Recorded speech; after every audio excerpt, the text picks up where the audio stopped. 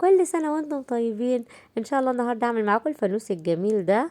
زي ما انتم شايفين شكله جميل وكيوت، الاطفال كلها هتحبه، وكمان طريقته سهلة وحجمه كبير، مع ان كمية الخرز اللي بياخدها قليلة.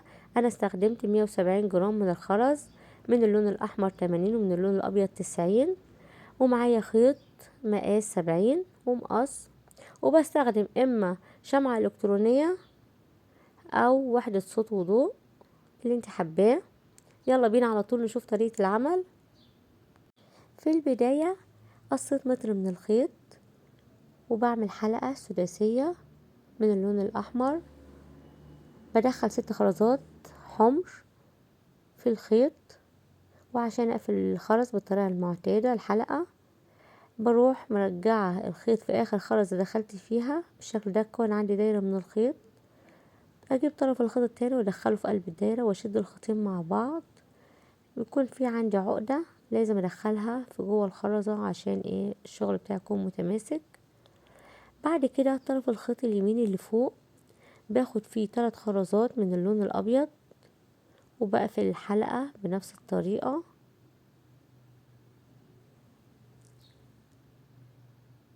انا دلوقتي بعمل الدور ده كله هو السطر رباعي على واحد، ان انا كل مرة بدخل طرف الخيط اللي تحت في خرزة من اللون الاحمر، اما طرف الخيط اللي فوق فباخد خرزتين من اللون الابيض. هعيد معاكم تاني، بدخل طرف الخيط اللي تحت في خرزة من الاحمر، اما طرف الخيط اللي فوق كده بقى عندي بين الخيطين خرزتين، واحدة حمرا واحدة بيضة. طرف الخيط اللي فوق احتاج كده خرزتين من اللون الابيض، وبقفل الحلقة.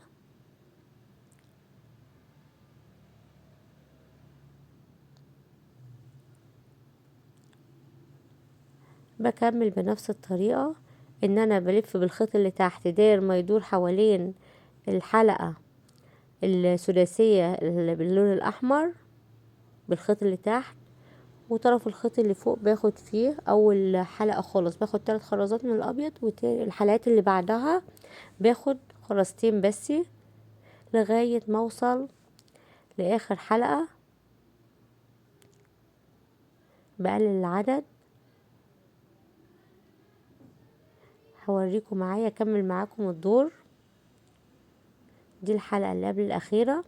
الحلقة الاخيرة بقى في الدور بدخل طرف الخيط اللي تحت في الخرزة الحمراء الاخيرة دي، وبطلع كمان في الخرزة البيضة اللي فوقيها عشان اقفل الحلقة.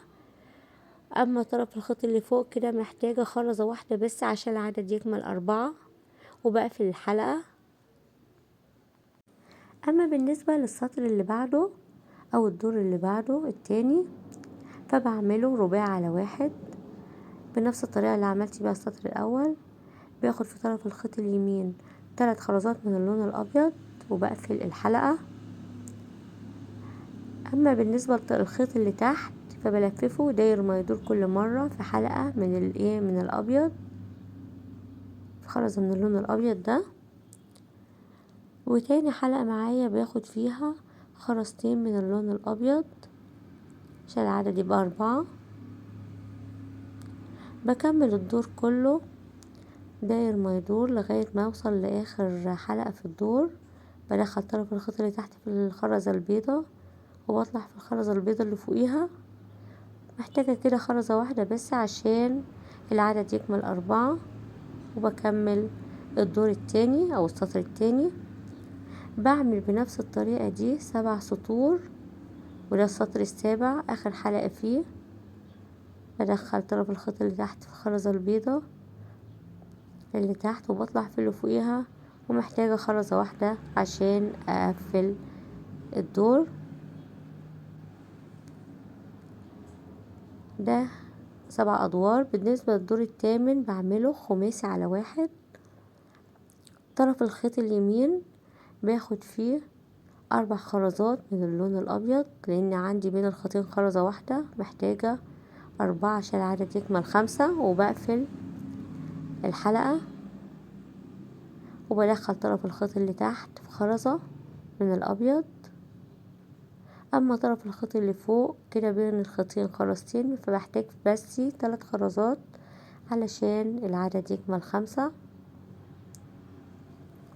وبقفل الحلقة بالطريقة اللي احنا عارفينها.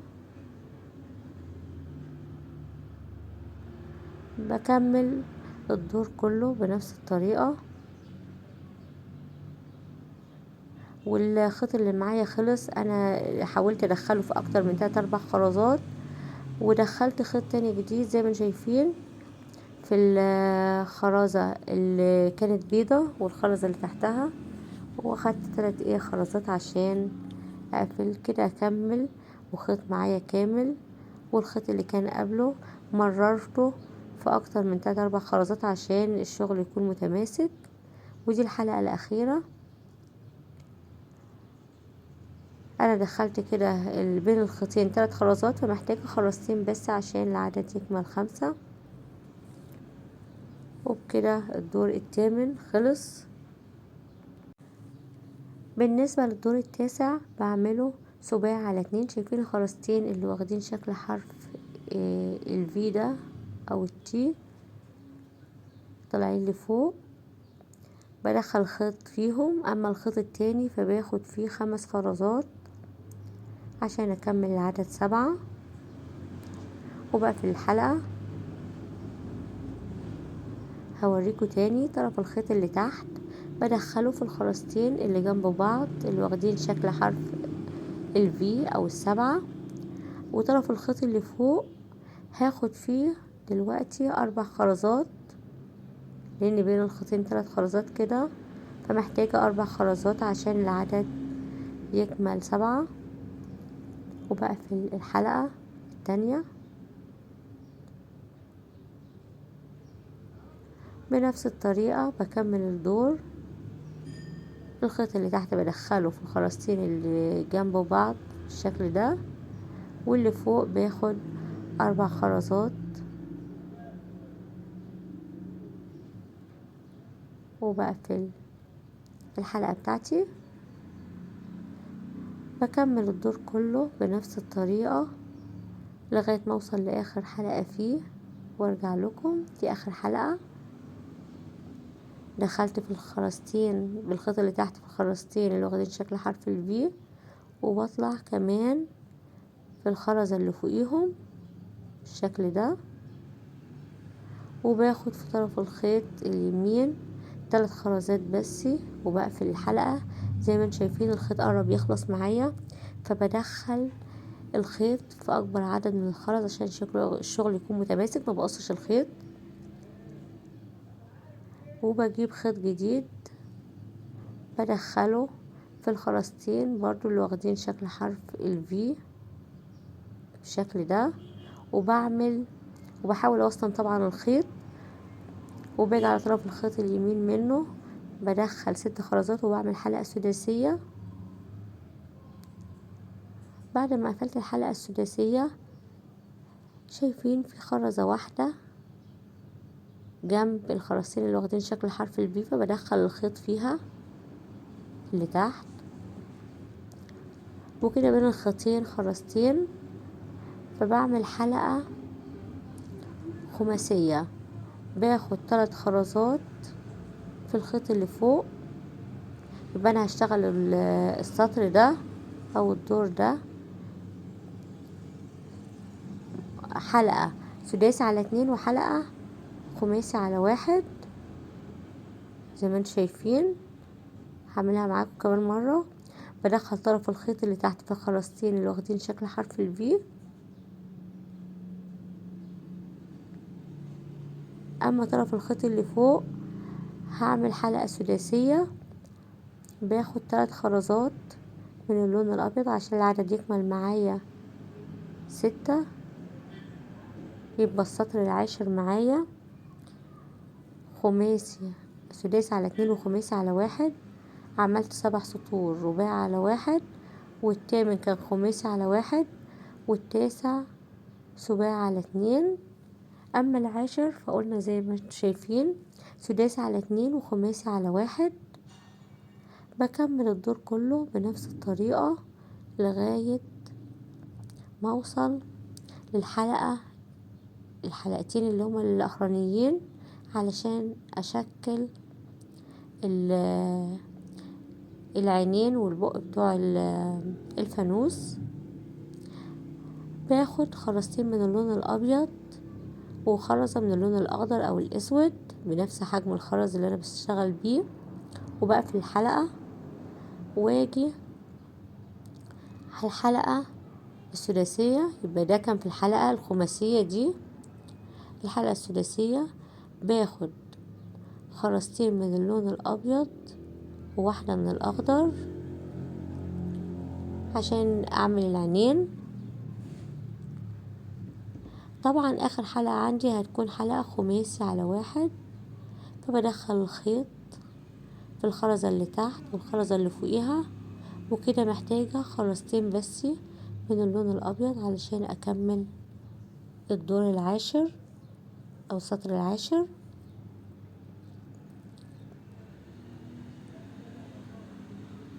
بالنسبة للسطر ال11 هبدأ اشكل البق فيه، فباجي على الخرزتين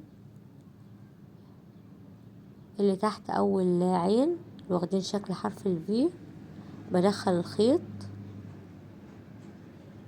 طبعا اللي معايا خلص فبستخدم خيط جديد. بدخل خرزتين من اللون الابيض، قصدي 3 خرزات من اللون الابيض وخرزة من اللون الاحمر عشان بعمل كده سداسي على 2. السطر ده ال11 سداسي على 2. خدت اول حلقة عندي 3 خرزات ابيض واحدة حمراء.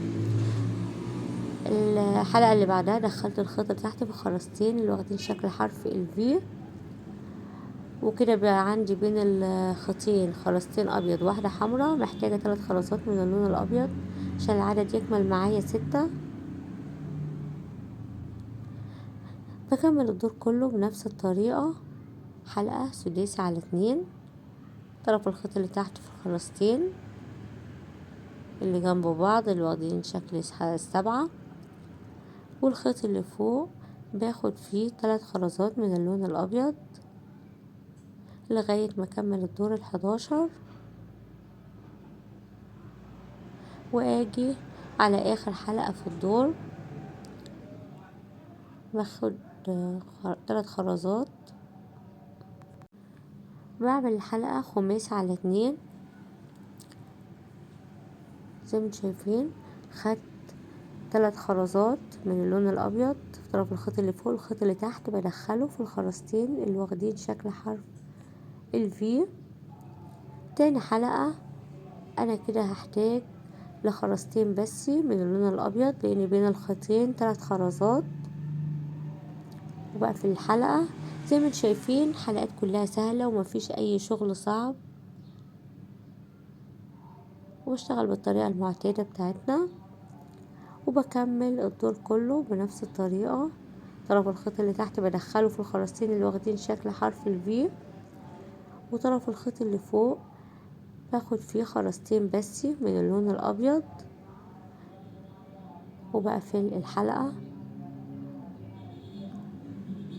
بكمل الدور كله بنفس الطريقة لغاية ما اوصل للحلقة الاخيرة من الدور.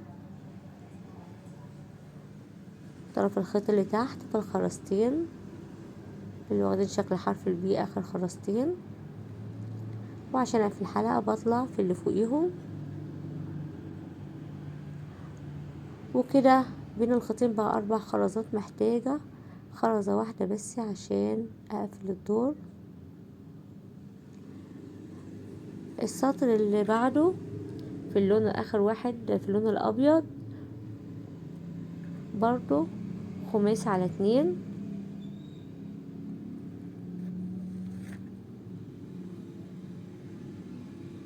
اخد خرزتين من بالخيط اللي تحت باللون الابيض، وطرف الخيط اللي فوق باخد فيه خرزتين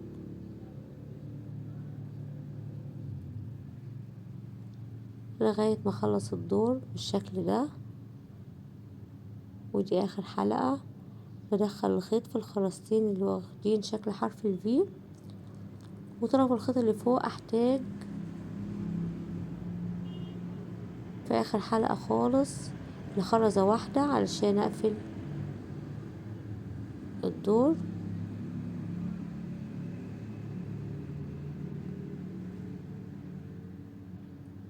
قصدي خرزتين. الدور اللي بعده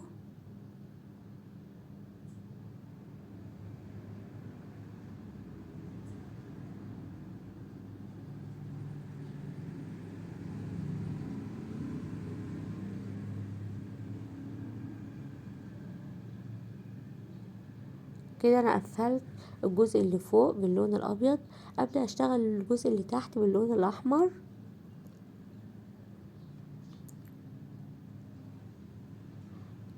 انا معايا حلقة كده سداسية من اللون الابيض اخر حلقة خالص،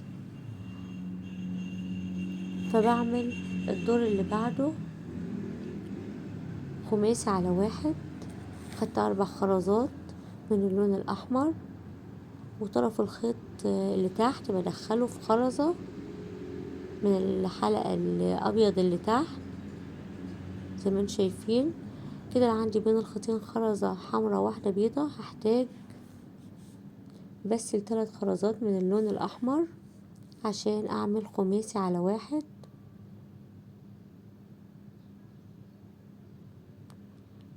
بنفس الطريقة بدخل طرف الخيط اللي تحت في خرزة من الابيض، اما طرف الخيط اللي فوق فبدخل فيه 3 خرزات. ودي اخر حلقة خالص خدت فيها خرزتين بس، ادتني الشكل ده. اعمل بعد كده السطر اللي بعده سباع على 2. الخرزتين الحمر اللي واخدين شكل حرف الفي دخلت طرف خيط في خرزة كمان عشان يبقى الاتنين واخدين شكل حرف الفي. كده عندي طالع بين الخيطين خرزتين. محتاجة كمان 5 خرزات من اللون الاحمر وبقفل الحلقة كده. حلقة سباعي على 2. طرف الخيط اللي تحت بدخله في الخرزتين الاحمر اللي واخدين شكل حرف الفي اللي جنب بعض. كده بقى عندي بين الخيطين 3 خرزات، محتاجة 4 بس. فباخد في طرف الخيط اللي فوق 4 خرزات علشان العدد يبقى 7.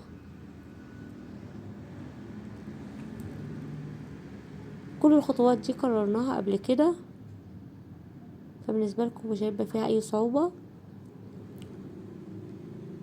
بعمل الحلقات الباقية بنفس الطريقة. كل مرة باخد في طرف الخيط اللي فوق 4 خرزات من الاحمر، والخيط اللي تحت بمرره في خرزتين اللي واخدين شكل حرف الفي لغاية ما اوصل لاخر حلقة خالص. طرف الخيط اللي تحت بمرره في الخرزتين اللي واخدين شكل حرف الفي، وبطلع كمان في الخرزة اللي فوقيهم. كده بقى عندي بين الخيطين 4 خرزات، محتاجة ل3 خرزات بس في طرف الخيط اليمين علشان اقفل الدور.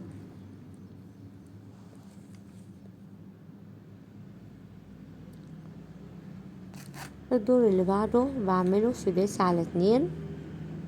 دخلت طرف الخيط في خرزتين شكل حرف الفي، وباخد 4 خرزات عشان اعمل حلقة سداسية. طبعا اول حلقة بتبقى ايه العدد مظبوط، بعد كده بقلل خرزة. وتاني حلقة بعملها خماسي على 1. الخرزة اللي جنبها بمرر الخيط اللي تحت فيها، وطرف الخيط اللي فوق باخد فيه 3 خرزات وبعمل حلقة خماسي على 1. الخيط اللي معايا قرب يخلص، بحاول امرر الخيط بقى في قد حوالي 4-5 خرزات. وبعد كده بجيب خيط تاني جديد ادخله في نفس الخرزات اللي كنت بشتغل فيها. ودي اخر حلقة في الدور بعملها خماسي على 1. فباخد خرزتين بس وبقفل الحلقة الاخيرة. بالشكل ده. اما بالنسبة للسطر اللي قبل الاخير فبعمله سداسي على 2. بدخل الخيط في خرزتين واخدين شكل حرف الفي، وطرف الخيط اليمين باخد 4 خرزات، وبقفل الحلقة. الحلقة اللي بعدها بمرر الخيط اللي تحت بالخرزتين حرف الفي، وطرف الخيط اللي فوق باخد فيه 3 خرزات من اللون الاحمر، وبقفل الحلقة السداسية. بكمل الدور كله بنفس الطريقة. واخر حلقة بحتاج بس بعد ما امرر الخيط اللي تحت في الخرزتين اللي تحت واطلع في اللي فوقيهم كده 3 خرزات، بحتاج ل3 خرزات بس من اللون الاحمر، وبقفل الدور اللي قبل الاخير. الدور اللي الاخير بحاول اضيق الشغل شوية، وبعمل حلقة خماسي على 2. برضو الخيط بمرره في الخرزتين اللي واخدين شكل حرف البي، بيبقى الخيط بين خرزة واحدة، بدخل الخيط في كمان خرزة، وطرف الخيط اليمين باخد فيه 3 خرزات عشان العدد يبقى 5، وبقفل الحلقة الخماسية. الحلقة اللي بعدها بدخل طرف الخيط اللي تحت بالخرزتين اللي شكل 7، وباخد خرزتين بس من اللون الاحمر، وبقفل الحلقة. بكمل الدور كله بنفس الطريقة، علشان في الدور ده هدخل وحدة الصوت والضوء او الشمعة الالكترونية اللي هستخدمها، وهوريكم دلوقتي ازاي بضيق الجزء اللي تحت ده بحيث يبقى مقفول كويس جدا على وحدة الصوت والضوء اللي هستخدمها. وكده وصلت لاخر حلقة خالص في الدور الاخير. بمرر الخيط في الخرزتين اللي واخدين شكل 7، وبطلع في الخرزة اللي فوقيهم كده بقى بين الخيطين 4 خرزات. ادخل في طرف الخيط اليمين او الشمال مش هتفرق لانها اخر حلقة في الدور، وبقفل الدور بتاعي. طيب كده الجزء ده واسع الشمعة الالكترونية او وحدة الصوت والضوء، فبعمل شوفوا معايا الطريقة دي. بدخل الخيط في الخرز كله داير ما يدور، بمرره فيه اي طرف من الخيط بمرره بالشكل ده، والطرف التاني ثابت مكانه لغاية ما ادخل الخيط في كل الخرزات لغاية ما اوصل لطرف الخيط التاني بالشكل ده. ببدأ اشد الخيطين مع بعض جامد واعمل عقدة جامدة اضيق على قد ما اقدر بالشكل ده. كده خدت وحدة الاضاءة دخلت فيها يعني ومتماسكة. والخيط الزيادة بمرره في اكبر عدد من الخرز عشان الشغل بتاعي يكون متماسك. بخلصه وانضف الشغل واقص الخيوط الزيادة. اجي على ايد الفانوس من فوق بمرر الخيط في 3 خرزات، وبعد كده بدخل 10 خرزات من اللون الاحمر، او ممكن تستخدمي الابيض او لونين مع بعض، خرزة وخرزة زي ما انت حابة، حاجة ترجعلك.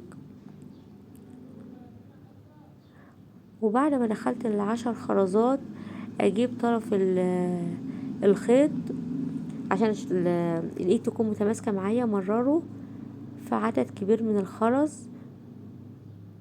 مررته في حوالي 4 خرزات بالشكل ده، واجي على الحلقة اللي عملتها ادخل فيها طرف الخيط التاني واشد جامد.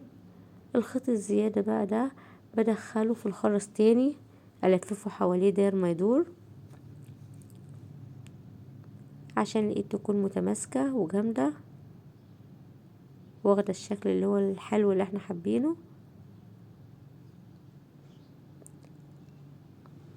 امرر الخيط في اكبر عدد من الخرز، وبعد كده بقص الزيادات من الخيط وبدخلها برضو في الخرز الجزء اللي تحت من الفانوس. بالنسبة للايد زي ما انتم شايفين شكلها جميل ومتحركة كده، باجي على الخرز اللي فيها البق بعدي فيها 3 خرزات اللي بعدها. زي ما انتم شايفين بدخل الخيط في الخرزة اللي في الجنب كده، وعشان يطلعوا الخيطين من نفس النقطة اللي انا عايزاها من نفس الخرزة بلف في الخيط التاني حوالين الحلقة زي ما انتم شايفين اللي جنبها دي. يبقى الخرزة الحمراء اللي فيها البق بعدي بعدها 3 خرزات 3 سطور،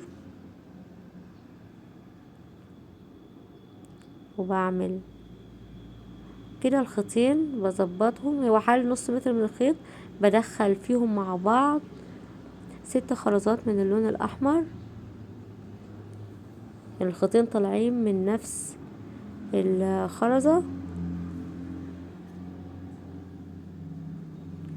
وبعد كده باخد طرف خيط واحد بس منهم بدخل فيه 3 خرزات من الابيض، وبقفل الحلقة عادي بالطريقة المعتادة، بشد الخيطين مع بعض بالشكل ده. الخيط الزيادة بمرره في الخرز، جزء في الخرز الابيض وادخله بعد كده في الاحمر، والجزء اللي تحت بدخله في الخرز الاحمر عشان الايد تكون متماسكة.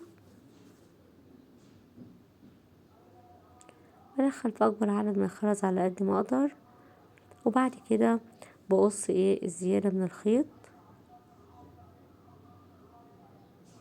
فكرته سهلة وبسيطة وشكله على فكرة جميل جدا.